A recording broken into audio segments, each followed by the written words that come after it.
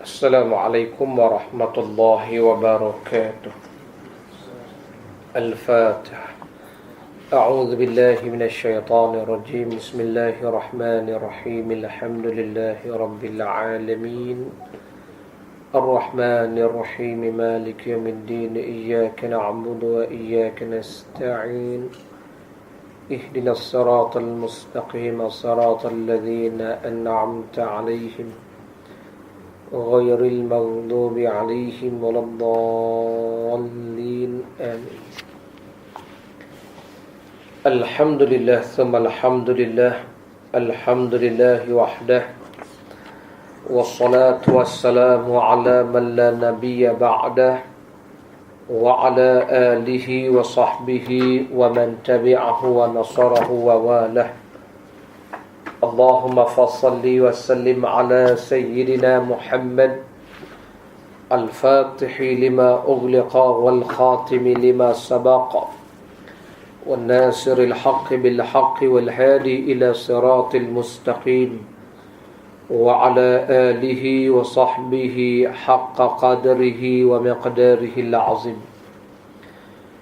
قال مؤلف رحمه الله تعالى ونفعنا بعلومه في الدارين. Kata Syekh Muhammad Idris Abdul Rauf Al-Marbawi Al-Azhari rahimahullahu ta'ala. Babu ma jaa idza shalla al-imamu qa'idan fasallu qu'udan. Bab yang telah datang, ia bab ini pada menyatakan hadis Rasulullah sallallahu alaihi wasallam apabila sembahyang imam itu hal keadaannya duduk, maka hendaklah sembahyang sekalian kamu akan sembahyang duduk juga. Sidang jamaah hadirin hadirat muslimin muslimat yang dirahmati Allah Ta'ala sekalian.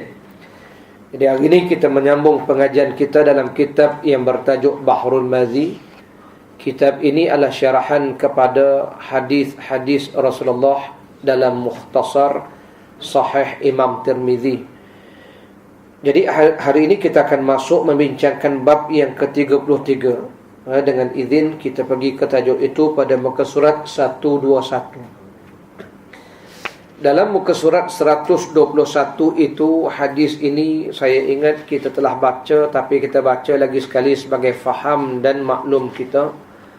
Hadis yang diriwayatkan oleh Al-Imam At-Tirmizi rahimahullahu ta'ala an Anas bin Malik radhiyallahu anhu qala kharra Rasulullah sallallahu alaihi wasallam an farasin fajuhisha fasalla bina qa'idan fasallayna ma'ahu qu'udan thumma insarafa faqala innamal imamu aw innama ju'ila al imamu liyutamma bihi fa idza kabbara fakabbiru wa idza raka'a farka'u wa idza rafa'a farfa'u wa idza qala sami'a Allahu liman hamidah faqulu rabbana walakal hamdu wa idza sajada fasjudu wa idza shalla qa'idan fasallu qu'udan ajma'un aw kama qala.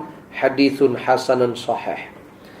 Wa anhu bihi an Aisyah radhiyallahu anha qalat صلى النبي صلى الله عليه وسلم خلف أبي بكر في مرضه الذي مات فيه قائدا أو كما قال. حديث حسن صحيح. عن أنس قال صلى رسول الله صلى الله عليه وسلم في مرضه خلف أبي بكر قائدا في ثوبه متوشحا به أو كما قال. حديث حسن صحيح. Qala mu'allif rahimahullah, kata Syekh Al-Marbawi dalam kitab ini pada bilangan 184. Maka pada masalah ini ya saudaraku, lagi akan datang dapat keterangan baginya.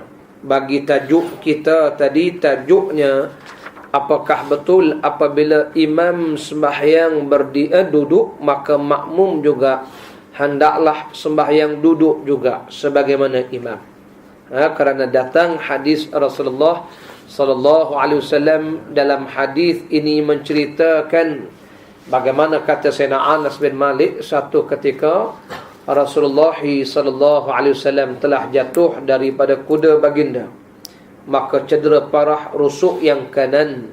Lalu kata Sayyidina Anas, Rasulullah mengimami solat, jadi imam kepada kami. Nabi sembahyang duduk kerana uzur, dan Nabi juga suruh kami sembahyang duduk.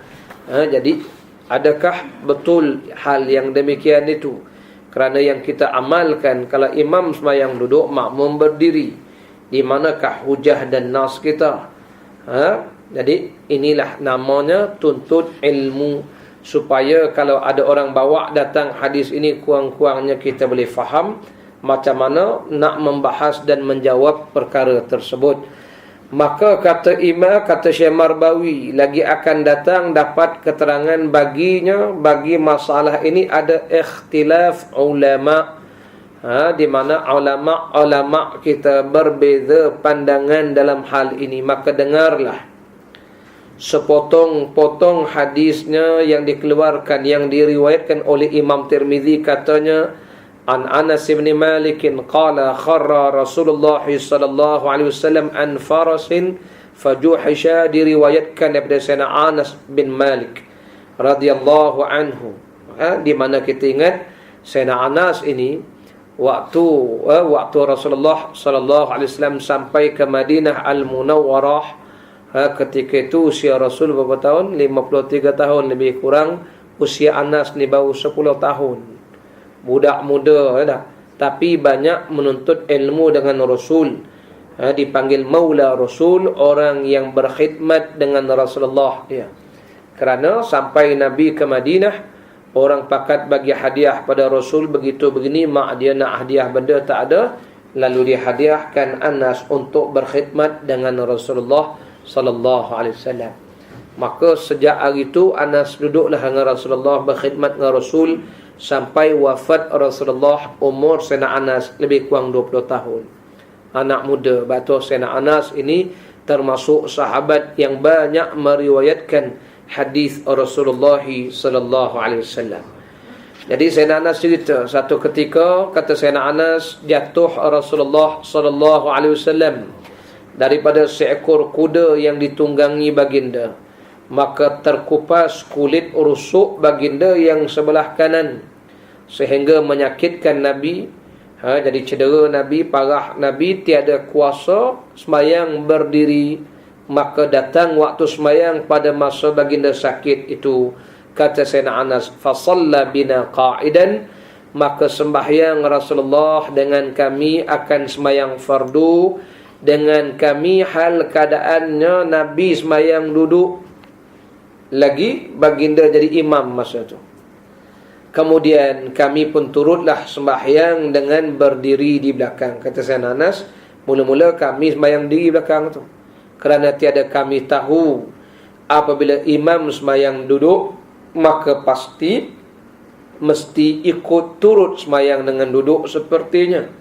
Apakala dilihat oleh Nabi sallallahu alaihi wasallam, kami sembahyang berdiri tiada menurut duduk sepertinya baginda, maka diisyaratkannya kepada kami sembahyang duduk sepertinya, seperti baginda Rasul. Fasallaina ma'hu qu'udan, oleh kerana Nabi beri isyarat, Nabi arah kami sembahyang duduk, maka sembahyanglah kami besertanya serta Rasulullah akan sembahyang duduk sampailah habis sembahyang.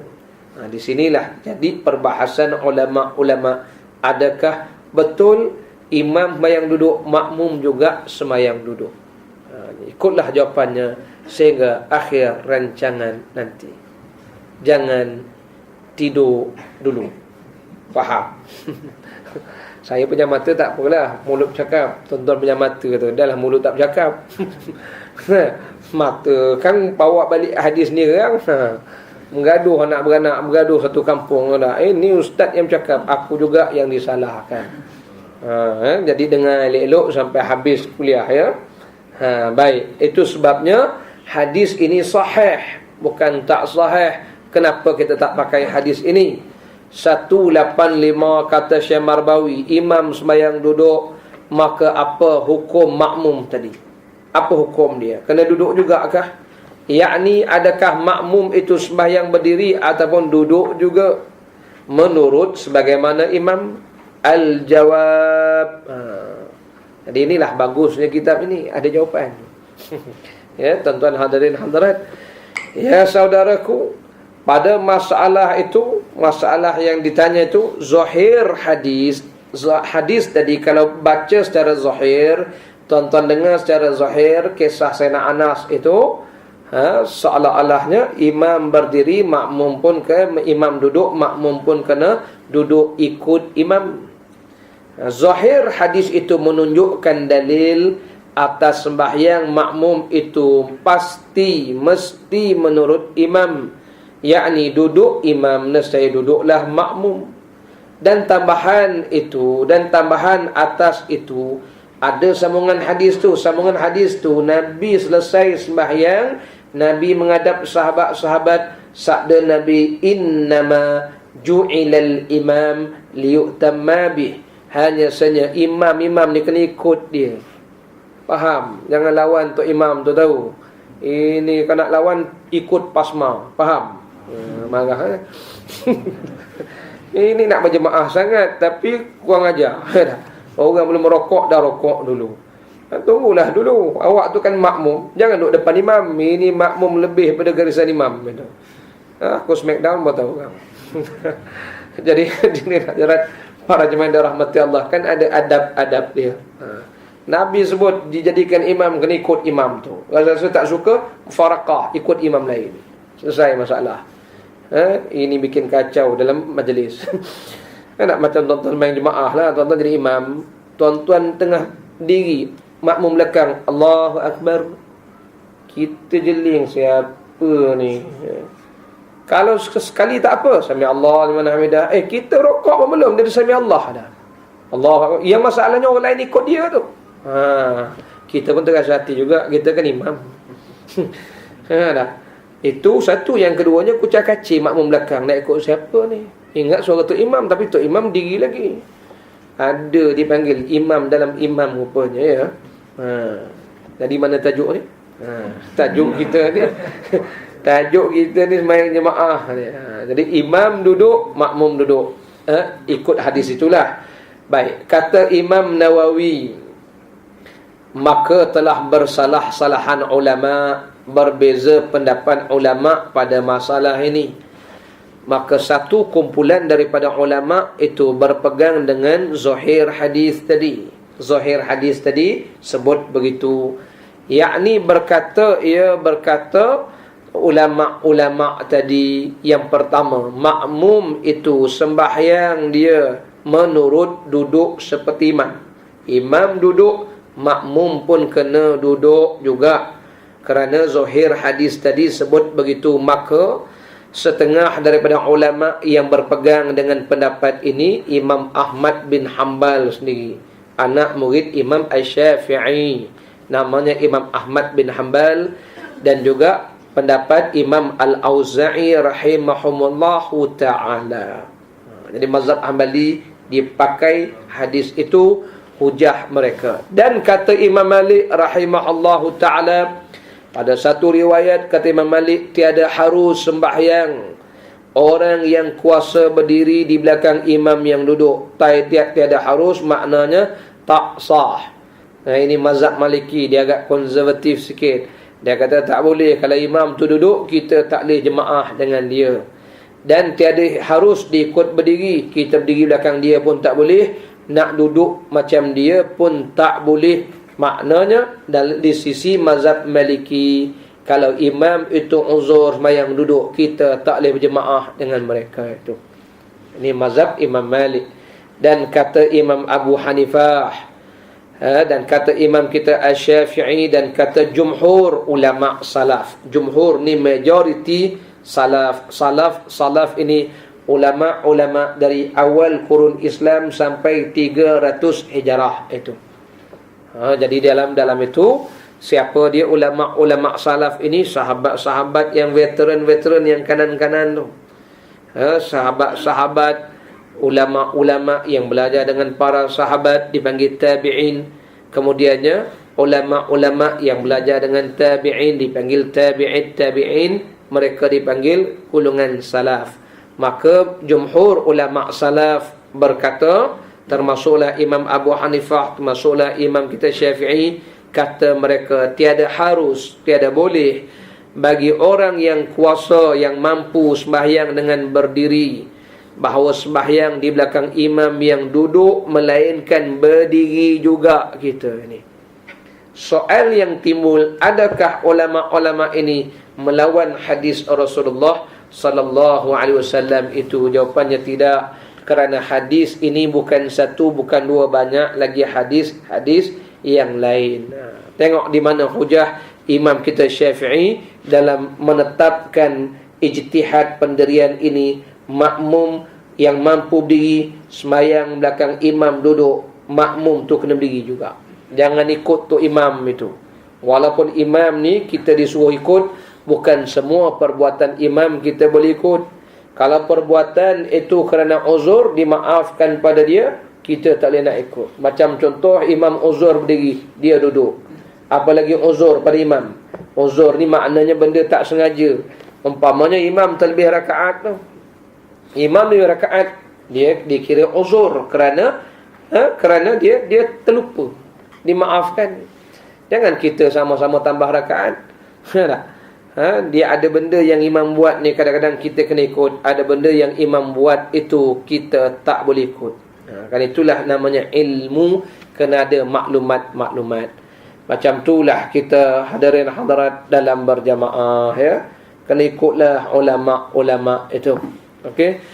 Baik, kalau begitu, ya saudaraku, 186 makmum berdiri menurut imam duduk, mana dalilnya?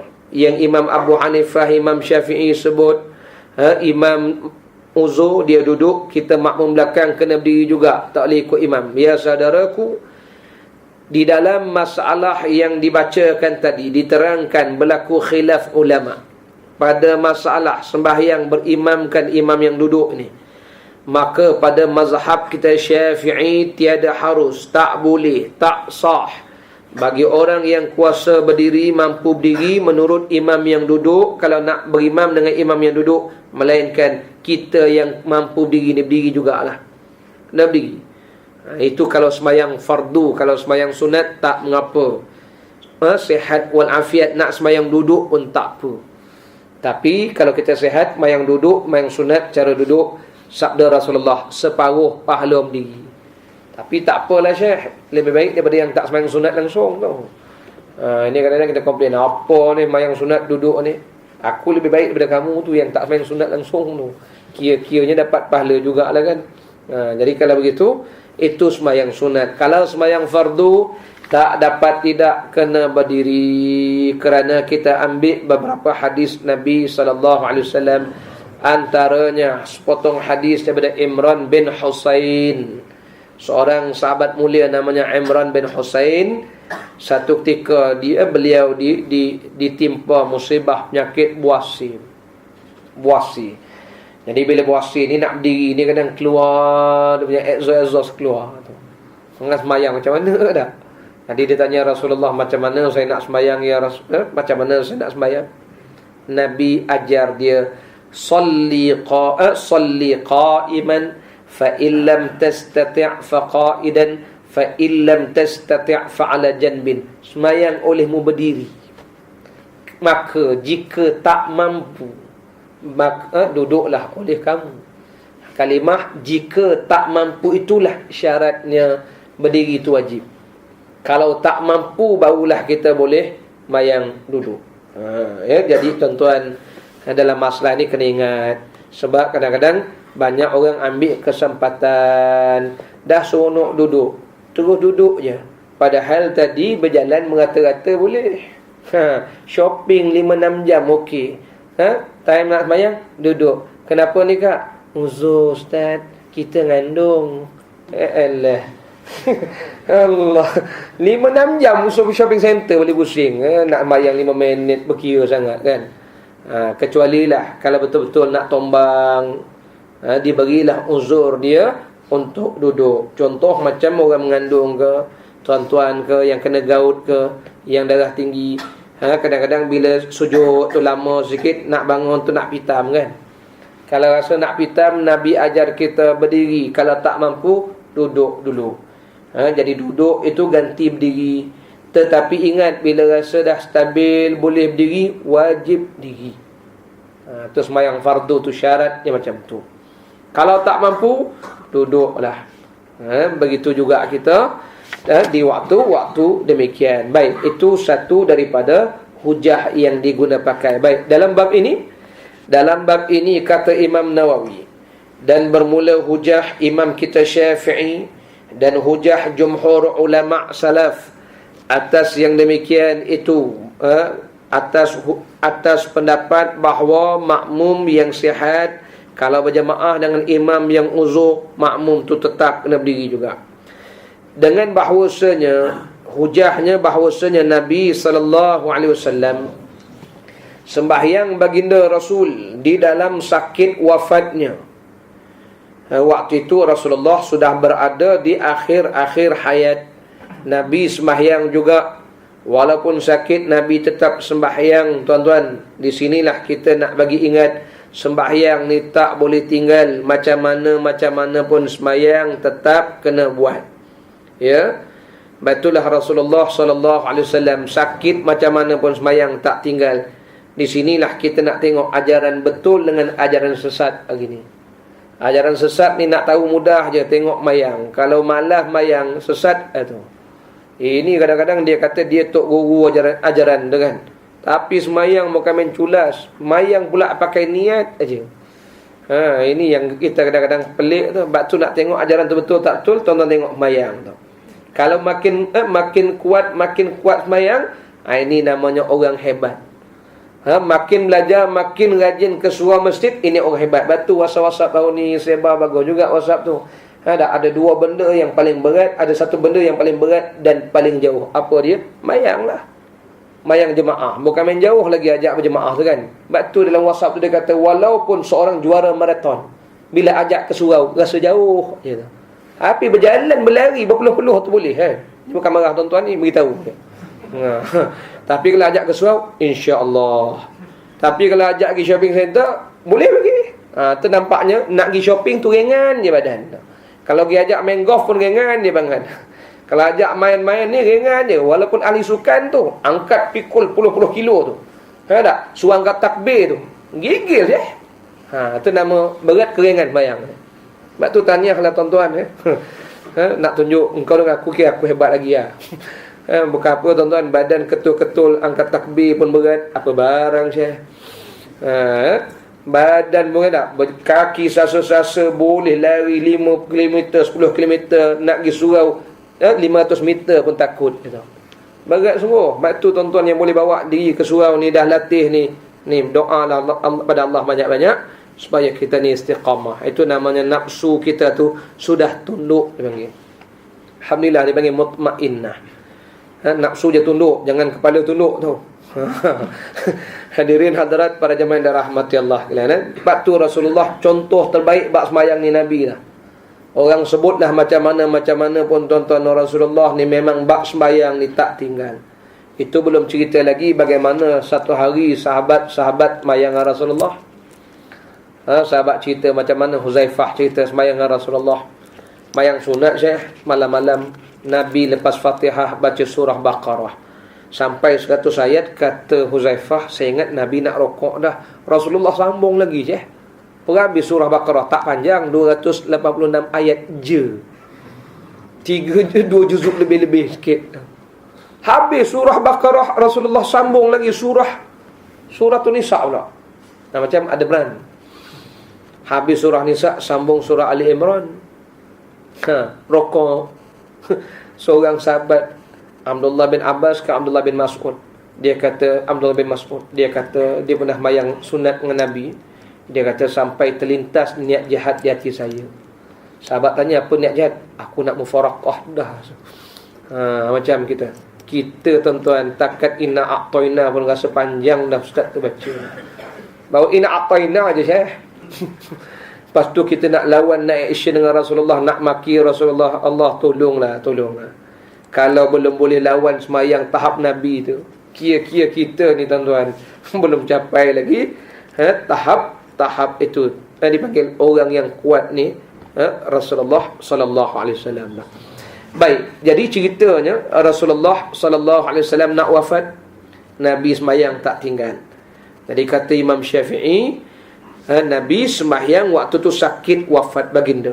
Kemudian daripada berlaku seperti, kemudian ni maknanya kemudian peristiwa ini berlaku kemudian daripada hadis Anas tadi itu. Maknanya hadis Anas, Rasulullah naik kuda, jatuh kuda, cedera parah, Nabi sembahyang duduk, itu waktu Nabi sihat. Hadis ini hadis Rasulullah sembahyang duduk masa Nabi sudah uzur nak wafat. Jadi kemudian daripada berlaku, maknanya peristiwa ni berlaku kemudian daripada peristiwa Anas bin Malik itu. Seperti dalam hadis itu, hal keadaannya Rasulullah sembahyang duduk dan Sayyidina Abu Bakar dengan sekalian orang yang di belakangnya sembahyang diri. Itulah dalil Imam Syafi'i dan ulama-ulama lain. Jadi masa tu Nabi sembahyang duduk, Sayyidina Abu Bakar dan sahabat-sahabat di belakang sembahyang diri. Maka hadis ini hadis riwayat Aisyah. Kata Imam Syafi'i dalam kitabnya Al-Um, dan bermula pekerjaan perbuatan suruh Rasulullah sallallahu alaihi wasallam seperti yang disebut dalam hadis Anas bin Malik itu. Sayyidina Anas cerita, Nabi sembahyang duduk, kami sembahyang diri. Nabi beri isyarat, Nabi suruh kami duduk. Kata Imam Syafi'i, bermula perbuatan pekerjaan suruhan Rasulullah seperti yang disebut dalam hadis Anas itu sudah dinasahkan. Dinasah, terbatal dengan hadis Aisyah radhiyallahu anha tadi. Bahawasanya Aisyah cerita Rasulullah sallallahu alaihi wasallam sembahyang baginda dengan segala sahabat. Dalam sakitnya, sakit baginda yang wafat, baginda padanya, hal keadaannya Rasulullah tadi sembahyang duduk dan segala sahabat di belakangnya sembahyang diri. Maka ini hadis ini bahawasanya ia sunnah Nabi yang menasahkan, yang membatalkan hadis Anas itu lagi makul, lagi diterima pakai oleh akal kita tu.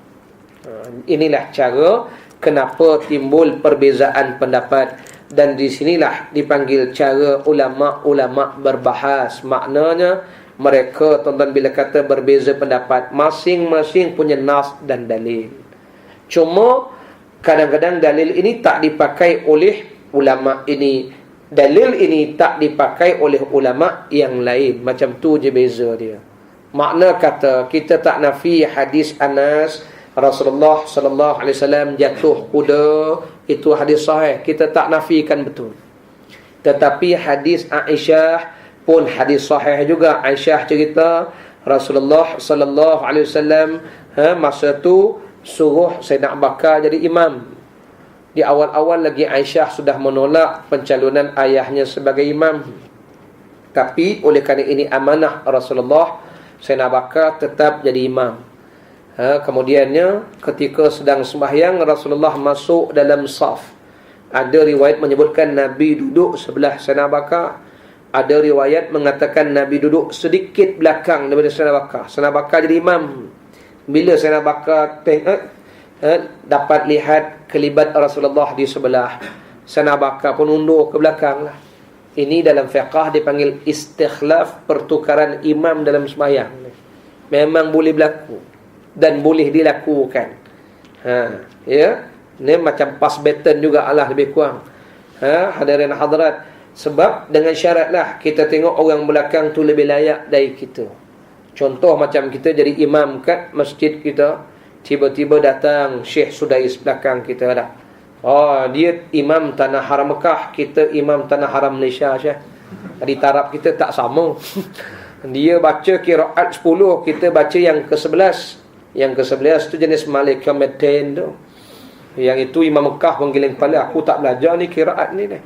Malaikat Metin, ya kana budu, ya kana stain. Orang Jawa kita macam tu aja. Lepas tu tak nak jawatan pula tu, geram betul. Semua hidup dia pegang kata Malaikat Metin, confuse kita. Jadi kalau kita tahap-tahap baca macam tu, Imam Sudais belakang, boleh kita undur ke belakang? Boleh. Dia mara ke depan, boleh. Ini pernah berlaku beberapa kali di masa hayat Rasulullah sallallahu alaihi wasallam. Satu ketika berlaku peristiwa istikhlaf ini. Waktu itu Rasulullah di luar kawasan. Jadi Sayyidina Bilal sudah azan nak qamat. Bila nak qamat ini, Sayyidina Bilal akan tunggu isyarat imam. Di situlah Bilal ni kerjanya azan. Itu dipanggil hak Bilal azan, hak imam iqamat. Iqamat itu hak imam. Maknanya Bilal selagi tak dapat permission, keizinan Bilal tak boleh qamat. Tak dapat keizinan imam, Bilal tak boleh qamat. Tu kaedah dia. Sebab tu Sayyidina Bilal dia nak qamat, dia tengok Rasulullah imam. Masa tu Rasulullah tak ada. Lama dia pergi jumpa Sayyidina Bakar. Di situ ulama-ulama ambil dalil ada imam, ada naib imam. Naib dia. Jadi dia pergi jumpa Sayyidina Bakar, tanya, boleh qamat? Tengok Rasulullah tak ada, Sayyidina Bakar suruh qamat. Sudah qamat, mayang, tengah mayang, Rasulullah sampai. Nabi terus masuk saf depan. Nabi masuk saf depan, Sayyidina Bakar tengok Nabi ada, dia undur belakang. Tengah mayang di belakang. Nabi pun menjadi imam. Itu boleh berlaku itu. Boleh. Itu nama istikhlaf dalam sembahyang. Tapi dengan syarat-syarat dia lah. Macam tu jugalah kita kita jadi menteri besar, ada menteri besar lebih layak, silakanlah dia. Tapi kalau tak layak, ambil yang lain lah. Faham? Naklah sultan tak nak. Faham tak faham kan je lah. Tak? Ingatkan Selangor je masalah, emas masalah juga. Hadirin hadirat para jemaah yang dirahmati Allah sekalian. Jadi kalau begitu tengok yang layak lah. Itu Sayyidina Abu Bakar tengok Rasulullah sallallahu alaihi wasallam mundur dia belakang. Nabi jadi imam. Masa tu Rasulullah mayang duduk, kata Sayyidina Aisyah, Nabi mayang duduk, Sayyidina Abu Bakar undur ke belakang, diri pakat di belakang. Kan bercanggah ataupun bertembung hadis Aisyah dengan hadis Sayyidina Anas yang cerita Nabi suruh yang lain duduk. Di sinilah Imam Asy-Syafi'i, jumhur ulama salaf menyebutkan hadis yang akhir itu masa di saat-saat akhir hayat Nabi. Hadis Anas itu waktu Rasulullah sihat. Maka hadis yang akhir menasahkan, sudah membatalkan hadis yang awal. Itu kaedah yang dipakai oleh Imam Asy-Syafi'i. Tetapi Imam Ahmad bin Hanbal dan sebahagian ulama tetap mengatakan hadis itu sahih, maka sah dipakai. Itu sebab khilaf ulama. Di situ juga kita nak jawab orang yang bercakap hari ni, tak bolehkah kita menyatukan perkara khilafiyah? Dah nama pun khilaf, nak satu macam mana? Khilaf ni masing-masing ada dalil, bukan kata tak ada dalil. Ada dalil. Jadi bertenang je lah. Maka nak ikut yang mana? Ikut yang mana-mana lah. Batu dalam bab-bab khilafiyah ni, kalau dalam sebuah negara, dia kena ikut pemerintah. Macam tu juga kita dalam jemaah ke, dalam pertubuhan ke, itu namanya seorang ketua dalam bab-bab khilaf, dia boleh buat keputusan atas maslahah ummah, dipanggil. Yang ini yang orang bawah tak faham ni. Batu dia tak mau nak rujuk ulama, batu kita ada majlis syura ulama, faham? Ni aku nak marah ni. Sebab tengok sarai nama ada ustaz-ustaz yang backing pun dia juga ada. Dah padam, sebaik padam Abang Razak. Nak ikut pada dia, itu nama pemimpin. Dia ada kaedah dia, dan dia bila sebut khilaf, dia boleh buat keputusan atas khilaf itu. Tapi atas maslahah Allah panggil. Mana yang lebih menguntungkan ummah ini. Allahu Rabbi. Orang bawah ni ikut je lah, ya. Itu nama kaedah. Tuan-tuan hadirin hadirat, saya ambil contoh lah benda khilaf ni. Contoh macam tuan-tuan bayar zakat lah. Ikut mazhab Syafi'i, Syekh, bayar zakat fitrah ni wajib makanan mengenyangkan. Tak sah tuan-tuan bayar duit tu. Tu mazhab Syafi'i kita tu. Ini yang mula nak marah. Ini bukan saya maksud, tuan-tuan maksud saya. Habis Ustaz, kita orang bayar zakat pakai duit selama-lama ni. Itu namanya maslahah semasa. Kerana kalau bayar beras, penuh pusat zakat beras. Nak beri pula fakir miskin, cemik muka, beras lagi. Kita nak agak makan burger. Tu yang bagi duit. Dia dapat beras, penuh rumah dia beras, jual. Orang tak nak beli pula. Kata makcik, sorry makcik, beras makcik saya tak nak lah. Kita orang beli beras lain lah. Dah penuh mana beras, bubuk pula tu dah. Itu sebabnya kita maslahah semasa bayar dengan wang ikut mazhab Hanafi. Mazhab Hanafi tu. Itu namanya benda khilaf. Jadi dalam bab khilaf ni kita kena raikan pendapat-pendapat ulama itu, dan ketua tadi boleh pilih atas maslahah semasa. Satu contoh tuan. Tak sebagai contoh dalam parti dan bagai-bagai tu. Ini dah tahu benda-benda khilaf, tenanglah. Ikut dia ketua yang selama mana tak bercanggah dengan syariat, ikutnya. Macam tu juga dalam bab yang bersabit dengan Jumaat ni. Sabit dengan Jumaat.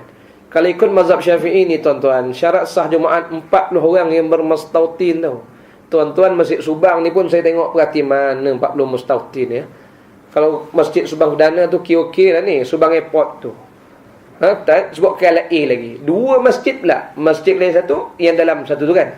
Ingat saya tak tahu ke? Yang dalam tu. Cuba cari 40 orang mustautin. Mana cari? Allah Rabbi. Kalau ikut mazhab Syafi'i tu tak sah Jumaat lah ke? Orang KL tu. Masjid Jami'. Mana 40 orang mustautin keliling? Masjid negara. Habis tu kalau tak wajib Jumaat, Sogo lah kita je. Sogo. Orang Subang. Jumpa kat Sogo, jumpa kat Lot 10. Allah, muslimin muslimat. Jadi itu dipanggil taklid mazhab Maliki. Kan kita taklid mazhab Maliki. Kalau tidak tak Jumaat lah kita semua. Ataupun nak Jumaat juga, yang bangi balik bangi, yang seremban balik seremban. Lepas tu nak datang balik, sorry ya. Alasan kita dekat Seremban hujan lebat. Padahal tak hujan pun. Tiap-tiap Jumaat je hujan. Bosannya mana pergi? Balik Jumaat bos. Kenapa tak datang? Lebat. Tiap-tiap minggu. Macam mana takdir bos? Bos tak jawab pun lebih susah tak?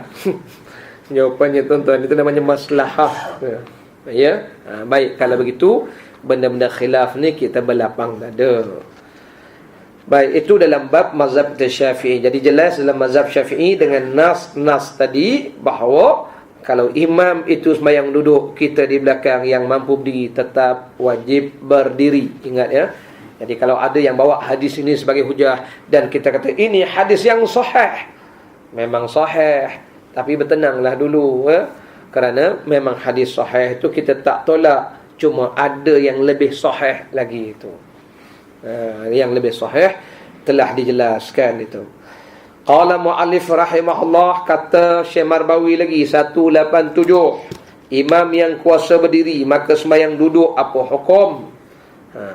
Imam tu mampu berdiri, tiba-tiba sembahyang duduk, apa hukumnya? Kita tak tahu. Qomat dia berjalan sampai kat sah imam, dia pun ambil kursi, mula-mula dia berdiri, Allahu Akbar. Lepas tu imam duduk.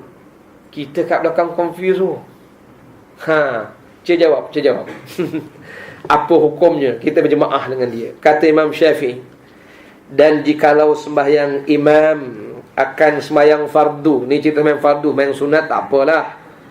Jika sembahyang imam akan sembahyang fardu dengan suatu kaum hal keadaannya duduk, padahal imam tadi kuasa berdiri, dan mereka yang di belakangnya berdiri, nescaya adalah imam itu tiada baik.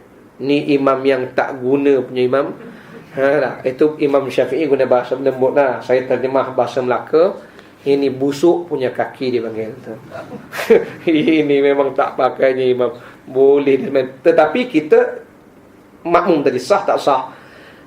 Baik. Nescaya adalah imam itu tiada baik dan tiada memadai. Maknanya tak terpakai sembahyangnya dan memada sah sembahyang orang di belakangnya.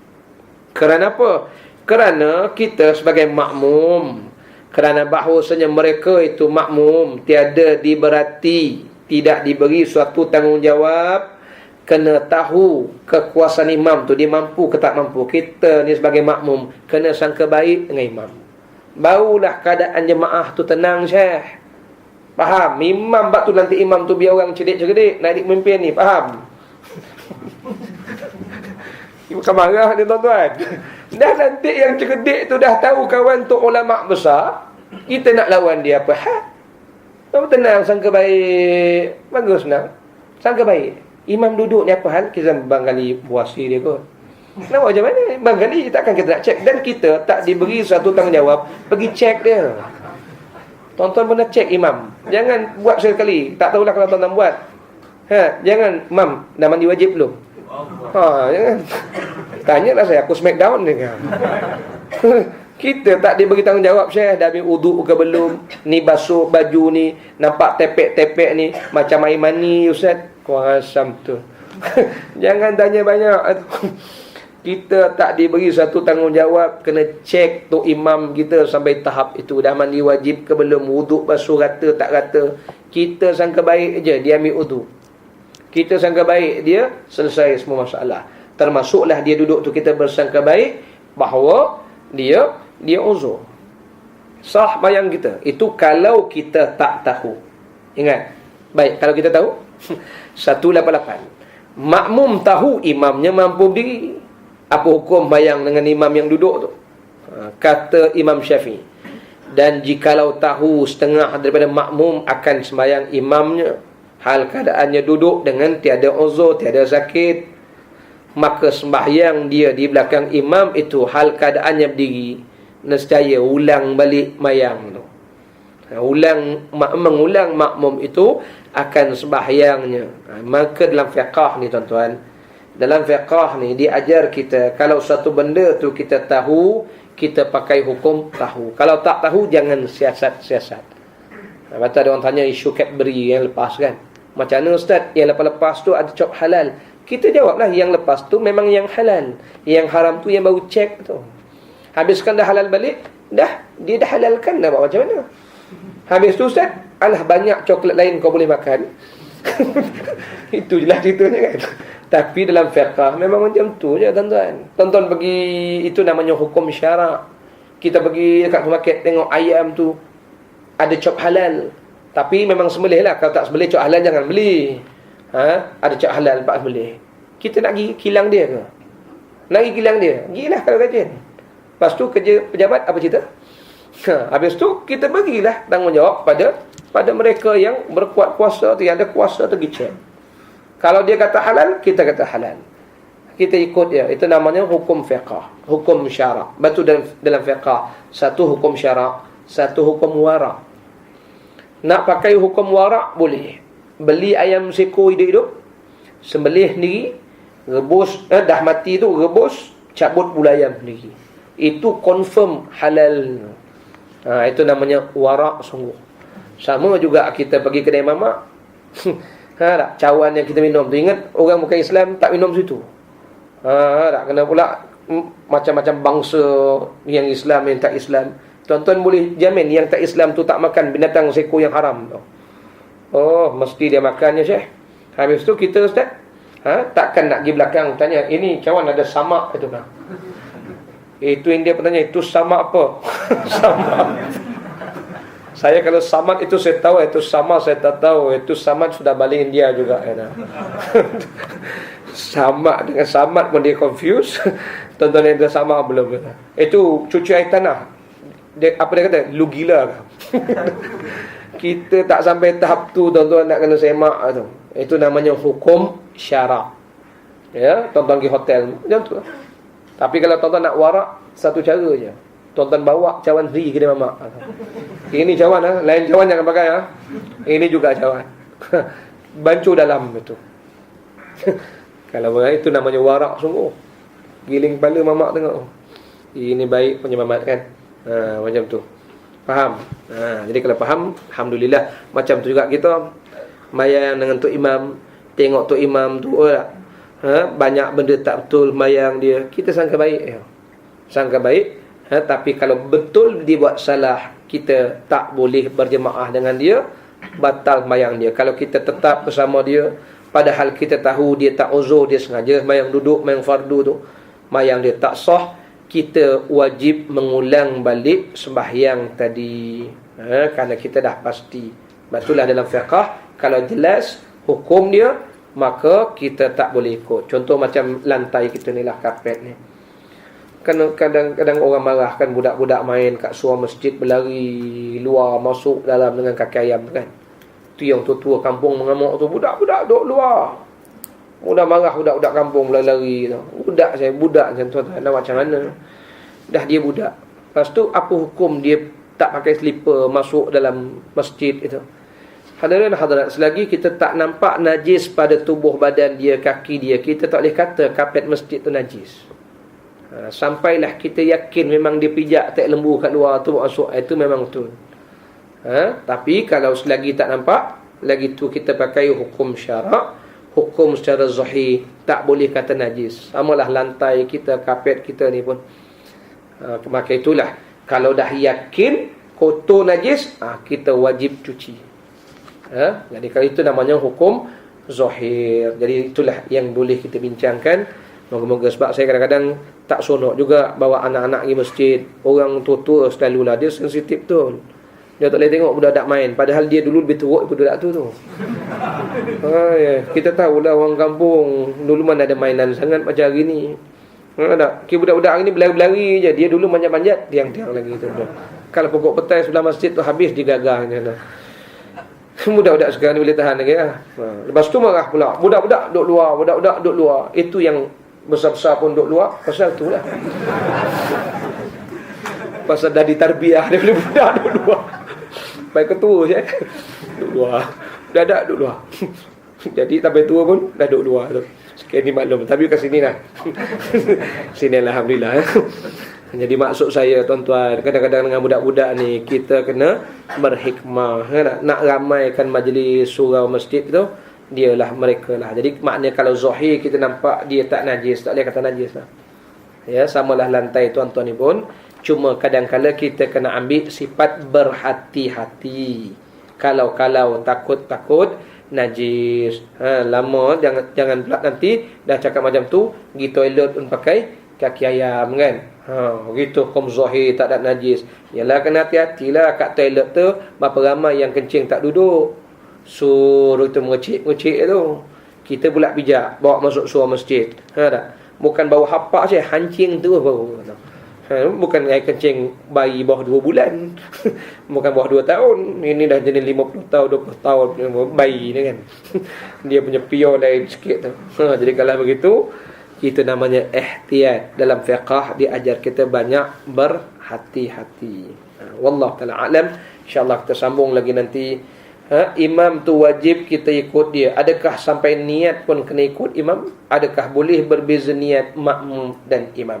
InsyaAllah kita sambung pada siri yang akan datang. Sekadar itu, bismillah sallallahu alaihi wasallam Muhammad wa ala alihi wa sahbihi wa baraka wasallam. InsyaAllah lepas ini kita akan buat salat hajat. Dengan niat tuan-tuan, berdoalah semoga Allah beri kekuatan pada kita semua, Allah beri kejayaan di dunia akhirat. Allah Ta'ala alam. Ya. Dan yang keduanya, saya ni dengan Ustaz Rizal ni, mira saya lah. Kami dipanggil sebagai badan pengelola, Ustaz Rizal sebagai mudir. Kita ada sebuah sekolah di Kampung Pandan itu. Kalau ikut projek kita ni lama dah, tapi tak boleh bangun-bangun lagi sebuah tanah yang dah diwakaf dalam lebih kurang 1000 kaki persegi. Tapi memang nak buat tu tak banyak lah, takat 10 juta ada lah. 5 juta, 10 juta. Paling saja 500 ribu. Jadi apa yang mampu kami buat sekarang ni masih tetap menyewa di rumah kedai, dipanggil bangunan kedai, 2 blok 4 tingkat, 2 blok yang tuan-tuan pun bayangkan dalam kepandangan dengan maintenance, dengan dipanggil apa dia, overhead, sekolah sewa saja berapa belas ribu, puluh ribu. Jadi hadirin hadirat, dengan itu kami berbesartilah kalau ada zakat, ada sumbangan untuk menampung sekolah itu. Wallahu ta'ala alam. Namun demikian, pada hujung tahun ni kita cadang tubuhkan pula sebuah tahfizul Quran. Rezeki Allah Ta'ala, kita dapat sebuah rumah yang diwakafkan. Dia satu hamba Allah ni, dia buat bangunan 4 tingkat. Dia buat rumah ni lah atas tanah lot tu 4 tingkat dengan rumah sewa dia. Jadi tingkat yang atas itu dia serahkan pada pihak sekolah untuk jadikan tahfizul Quran. InsyaAllah kita tengah usahakan di peringkat akhir ni, pada hujung tahun ni kan, tuan-tuan nak hantar anak-anak pun kita lalukanlah. Tapi kita ambil yang lelaki saja, anak-anak lelaki umur kita tak kira, asalkan kita akan temu duga kebolehan membaca dan seumpamanya, itu yang kita utamakanlah. Wallahu ta'ala a'lam. Sekadar itu semoga bertemu kembali tempatnya di Kampung Pandan ya. Kampung Pandan. Wallahu taala alam. Kita akan tasbih kafarah surat Al-Asr. Subhanakallahumma bihamdika asyhadu an la ilaha illa anta astaghfiruka wa atubu ilaik. Aqimus shalah.